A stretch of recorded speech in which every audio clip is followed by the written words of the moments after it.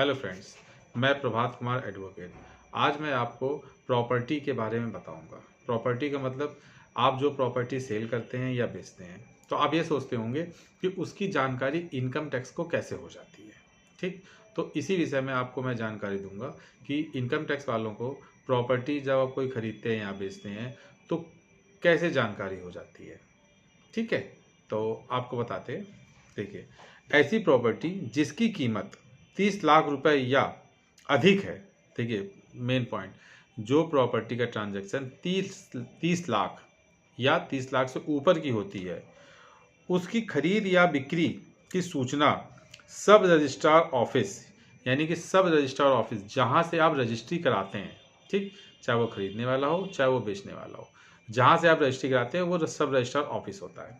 सब registrar office द्वारा income tax विभाग को भेजी जाती है। देखिए, अब एक चीज़ निकल के सामने आई है कि अगर आप कोई भी प्रॉपर्टी खरीद या बेच रहे हैं, ठीक, और उसकी वैल्यू 30 लाख रुपए या 30 लाख से ऊपर है, तो सब रजिस्ट्रार ऑफिस, यानी जहां से आप रजिस्ट्री करवा रहे हैं, वो ऑफिस इनकम टैक्स विभाग को आपकी जानकारी भेज देगा, यानी कि भेज देगा। ठीक, तो आप सोचते हो कैसे भेजेगा?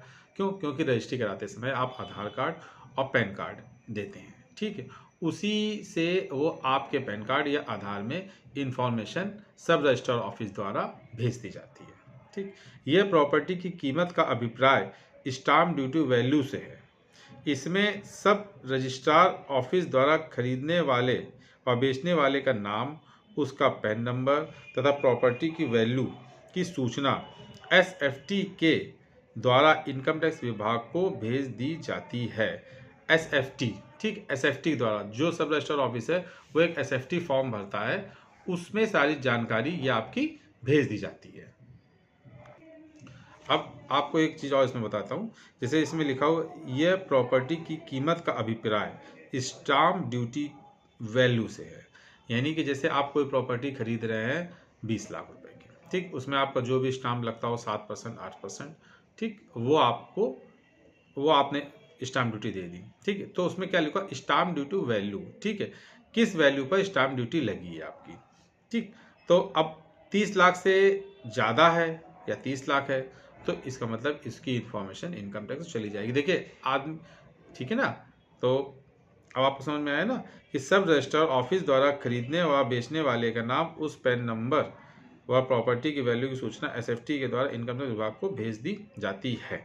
ठीक, तो अब आपको समझ में आया ना कि अगर आप कोई भी ट्रांजैक्शन 30 लाख रुपए या 30 लाख से ऊपर का करेंगे तो वो इनकम टैक्स डिपार्टमेंट में आप सब रजिस्ट्रार ऑफिस के द्वारा भेज दी जाती है। ठीक, अगर इससे संबंधित आपको कोई और जानकारी करनी हो या टैक्स संबंधित इसमें, तो आप मुझे कमेंट कर सकते हैं, मैं आपकी पूरी मदद करूंगा। मैं एक छोटा सा वीडियो डाला है आज आपकी छोटी सी इन्फॉर्मेशन के लिए। ठीक, और हाँ सर, प्लीज़ सब्सक्राइब करिए जिससे कि मेरे सब्सक्राइबर बढ़ें। ठीक, थैंक यू।